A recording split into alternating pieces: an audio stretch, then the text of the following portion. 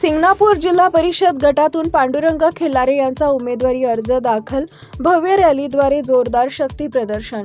परभणी तालुक्यातील राजकीयदृष्ट्या महत्त्वाच्या मानल्या जाणाऱ्या सिंगणापूर जिल्हा परिषद सर्कलमधून शिवसेना उद्धव बाळासाहेब ठाकरे पक्षाचे उमेदवार म्हणून पांडुरंग खिल्लारे यांनी आज 20 जानेवारी रोजी आपला उमेदवारी अर्ज दाखल केला। या निमित्तानं काढण्यात आलेल्या भव्य रॅलीद्वारे खिल्लारे यांनी जोरदार शक्ती प्रदर्शन केले।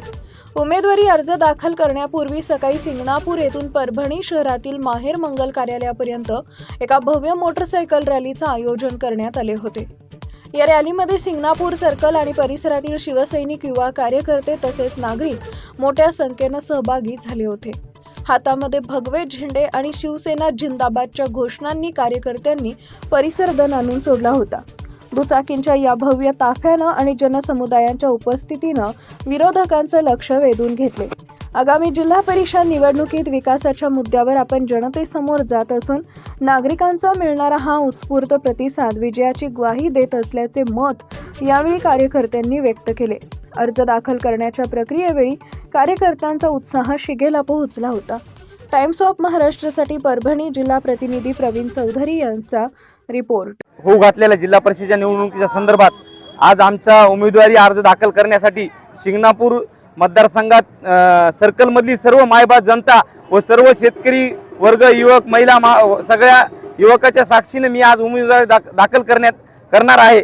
त्यामुळे सगळ्याचा आशीर्वाद वारकरी संप्रदायातला असलेला 25 वर्षाची वारी असल्यामुळं, मी एक सर्वसामान्य कुटुंबातला शेतकरी पुत्र असल्यामुळं मला आमदार खासदार यांनी मला उमेदवारी दिली आणि मी आज सगळ्या आमच्या मित्र परिवाराच्या सगळ्या कृपा आशीर्वादाने मी एक उमेदवारी अर्ज दाखल करीत आहे। आता जे महानगरपालिका परभणीच्या निवडणुका झाल्या त्यामध्ये अशी चर्चा आहे की यावेळेस मतदान जे आहे पश्चिमी अस्त्राचा मोठ्या प्रमाणात वापर झालेला आहे। काय वाटतं एकंदरीत ह्या होऊ घातलेल्या महापालिकेमध्ये आज बघितलं असेल तुम्ही, परभणी जिल्ह्याचे लोकप्रिय खासदार संजय उर्फ बंडू जाधव साहेब आणि परभणी विधानसभाचे लोकप्रिय आमदार राहुल पाटील साहेब यांनी काय करून दाखविलं।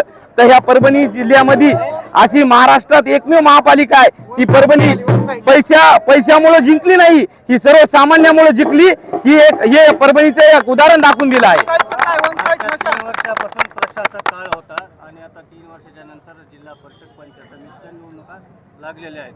तर या अनुषंगाने असे सर्कलमधले कोणते विकास काम आहे ज्याला आपण प्रथम प्राधान्य देतो? जिल्हा परिषद सर्कलमध्ये 2022 ला जिल्हा परिषद होणार होत्या। आम्ही त्यावेळेसपासून तयारी करायलो।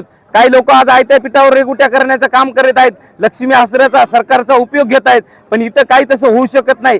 हे शिवसेना जिल्हा सर्कल हे शिवसेनेचा बालेकिल्ला आहे। येणाऱ्या 6 जिल्हा परिषद सर्कल मध्ये 6 वेळेस शिवसेनेचा बालेकिल्ला इथं फडकिलेला आहे आणि ते त्यावेळेस आम्ही फडकून दाखवू।